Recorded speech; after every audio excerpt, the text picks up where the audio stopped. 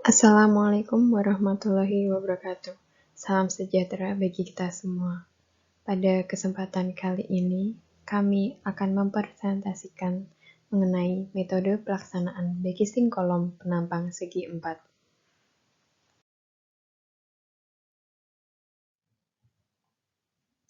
Kami dari kelompok 1 dengan anggota Farid Anwar, Indira Zugni, Muhammad Fakih, pada mata kuliah Metode Pelaksanaan Konstruksi 2 dengan dosen pengampu Bapak Mujiono. Pada presentasi kali ini, kami mengambil 3 pokok topik yang akan dibahas. Yang pertama mengenai definisi dan fungsi, yang kedua mengenai jenis-jenis backcasting kolom, dan yang ketiga mengenai metode pelaksanaan dari backcasting kolom penampang segi 4. 1. Definisi dan fungsi kolom bangunan. Apa itu kolom? Struktur kolom adalah batang vertikal dari rangka struktur yang memikul beban dari balok. Kolom termasuk struktur utama untuk meneruskan berat bangunan dan beban lain seperti beban hidup, manusia dan barang-barang, serta beban hembusan angin. Seluruh beban yang diterima kolom didistribusikan ke permukaan tanah di bawahnya.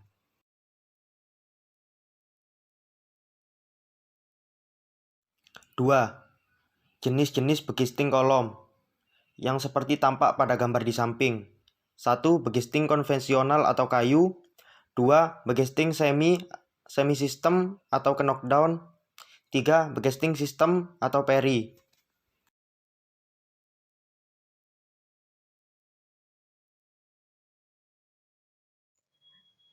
Baik, berikut merupakan penjelasan dari gambar di slide sebelumnya. Backcasting konvensional adalah backcasting yang setiap kali setelah dilepas dan dibongkar kembali menjadi bagian-bagian dasar. Backcasting ini terdiri dari kayu papan atau material balok. Keuntungannya, material mudah dicari, murah, dan tidak memerlukan pekerja ahli.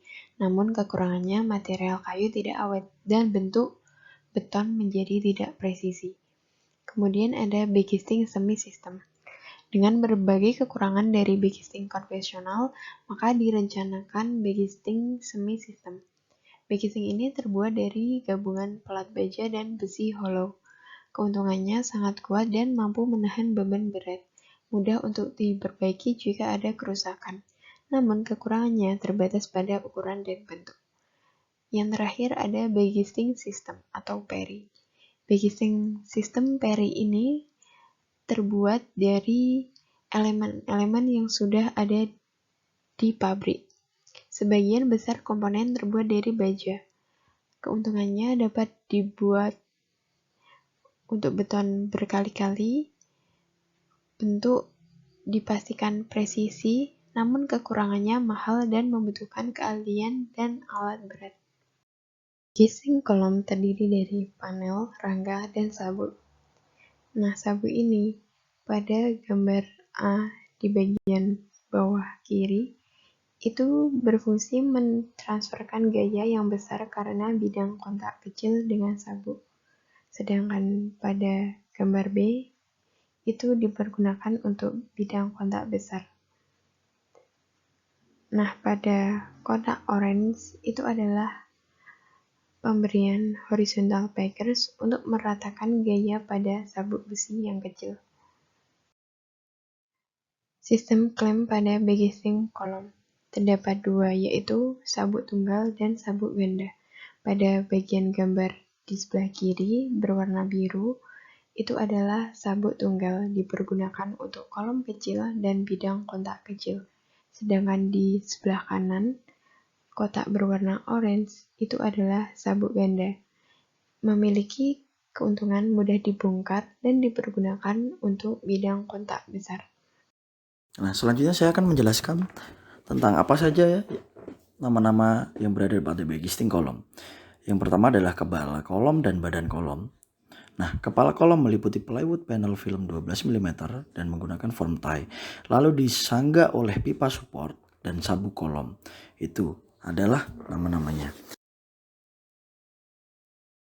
3. Metode pelaksanaan. Nah, pada metode pelaksanaan kali ini kita membagi menjadi 4 bahasan, yaitu yang pertama ada bahan, kemudian ada alat, ada metode pelaksanaan pemasangan backcasting, ada metode pelaksanaan pelepasan backcasting dan perawatan kolom.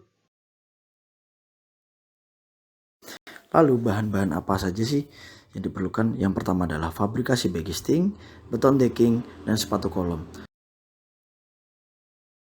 Terus kita juga menggunakan alat-alat seperti bar tie, tower crane, dan scaffolding.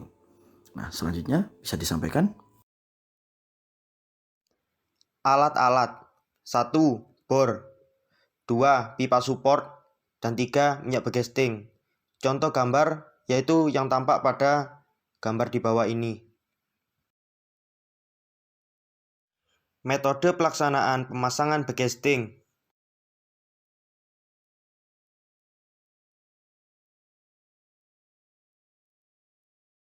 Yaitu metode pelaksanaannya. 1. Memasang beton decking setebal 3 cm pada tulangan kolom, agar posisi tulangan tidak berubah dan tetap berada pada posisi as kolom. Gambar di atas adalah contoh pemasangan decking. Yang kedua, memasang sepatu kolom sebagai penahan dan acuan peletakan backcasting kolom. Itu adalah gambar contoh pemasangan sepatu kolom.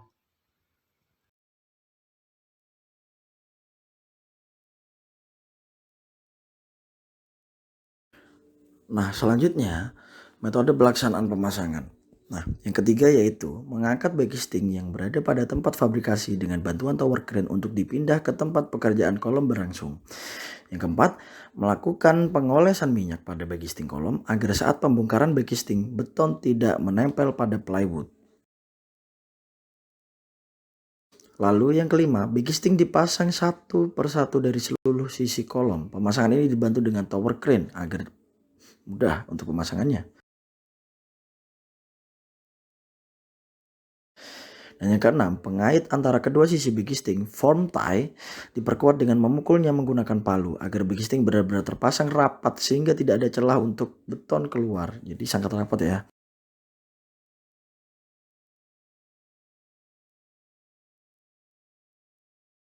Yang ketujuh, pasang pipa support sebagai penopang backcasting, berfungsi agar tidak bergeser dan tetap berdiri tegak saat sebelum pengecoran maupun sesudah pengecoran.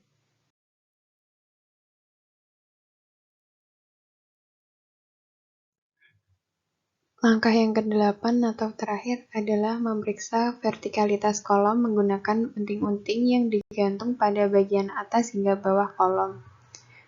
Ukur jarak antara backcasting kolom dengan tali unting pada bagian atas dan bawah menggunakan meteran. Apabila hasil pengukuran sama, maka kolom telah berada pada posisi vertikal. Pada gambar di samping merupakan contoh unting-unting yang terbuat dari benang dengan pemberat dari beton decking. Selanjutnya adalah metode pelaksanaan pelepasan backcasting dan perawatan pada kolom.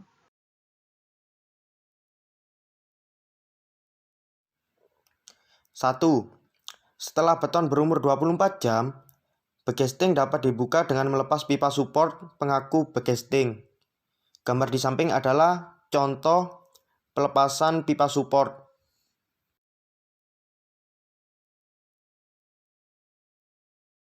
2. Melonggarkan ikatan antar kedua sisi backcasting, form tie kolom.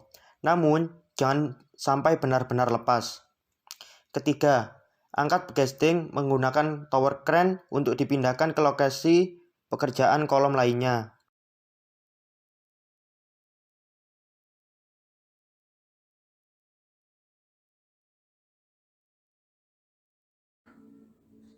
Nah, baik.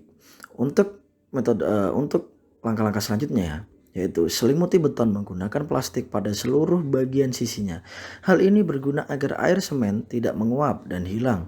Proses pemasangan plastik dapat dilakukan dengan menggunakan bantuan scaffolding. Berikut adalah video pelaksanaannya, bisa kalian tonton.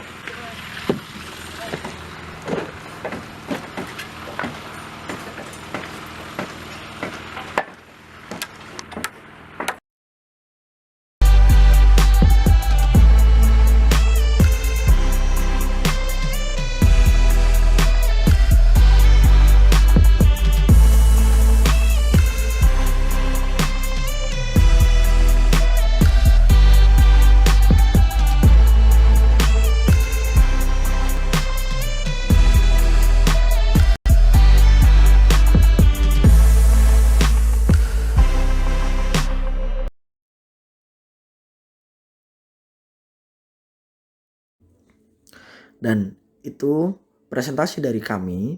Terima kasih sudah menonton dan mendengarkan. Mohon maaf apabila dari kami ada salah kata. Assalamualaikum warahmatullahi wabarakatuh.